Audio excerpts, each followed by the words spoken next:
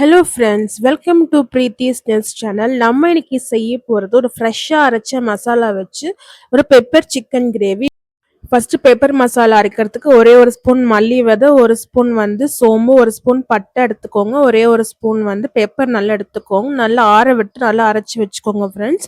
கடைசியில் நம்ம போட்டுக்கலாம். இப்போ நான் சிக்கன் தாளிச்சிக்கலாம் ஃப்ரெண்ட்ஸ். ஒரு அரை ஸ்பூன் சோம்பு, ரெண்டே ரெண்டு கிராம்பு எடுத்துக்கோங்க. ஒரு பச்சை மிளகாய், ஒரு 6லேருந்து 7 போல் சின்னவங்க நல்லா தாளிச்சு விட்டுக்கோங்க ஃப்ரெண்ட்ஸ். அப்புறமா இஞ்சி பூண்டு விழுது ஆட் பண்ணிவிட்டு அதுக்கப்புறம் 3 தக்காளி பூண்டு நல்லா ஆட் பண்ணிக்கோங்க ஃப்ரெண்ட்ஸ். நல்லா கலந்து விட்ட பிறகு ஒரு 100 கிராம் சிக்கன் தூள் நல்லா ஆட் பண்ணிக்கோங்க. ஒரு ஸ்பூன் மல்லித்தூள், அதுக்கப்புறம் ஒரு ஸ்பூன், அதுக்கப்புறம் சில்லி பவுடர் நல்லா ஆட் பண்ணி விட்டுக்கோங்க.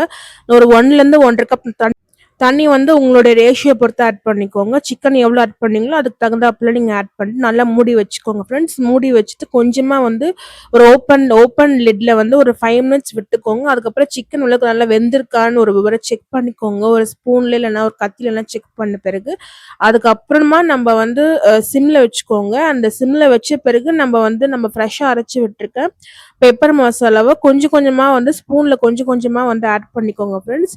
ஏன்னா சிக்கன் நல்லாவே பரவி வரும். அப்போ நல்லா சாப்பிட சூப்பராக இருக்கும். அப்போ மசாலா நல்லா ஒட்டியிருக்கும் ஃப்ரெண்ட்ஸ். அவ்வளோதான் ஃப்ரெண்ட்ஸ், நம்மளுடைய பெப்பர் சிக்கன் கிரேவி ரொம்ப சுலபமாக ரெடி ஆயிடுச்சு.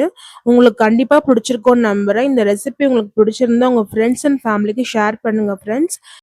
ஒரு சின்ன சமையல் குறிப்பு ஃப்ரெண்ட்ஸ், சிக்கன் ரெசிபிக்கு பார்த்தீங்கன்னா நம்ம மசாலா இது மாதிரி அரைச்சி நம்ம ஆட் பண்ணுறோம் அப்படின்னா நீங்கள் இஞ்சி பூண்டு பேஸ்ட் அதுக்கப்புறம் ஃபஸ்ட்டு போடுற எல்லா சில்லி பவுடருமே கம்மி பண்ணிக்கோங்க.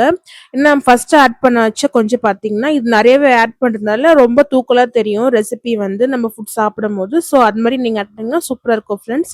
தேங்க்ஸ் ஃபார் வாட்சிங் ஃப்ரெண்ட்ஸ். இந்த ரெசிபி கண்டிப்பாக பிடிச்சிக்கோன்னு நம்புகிறேன் ஃப்ரெண்ட்ஸ். கண்டிப்பாக லைக் பண்ணுங்கள், சப்ஸ்கிரைப் பண்ணுங்கள். Thanks friends.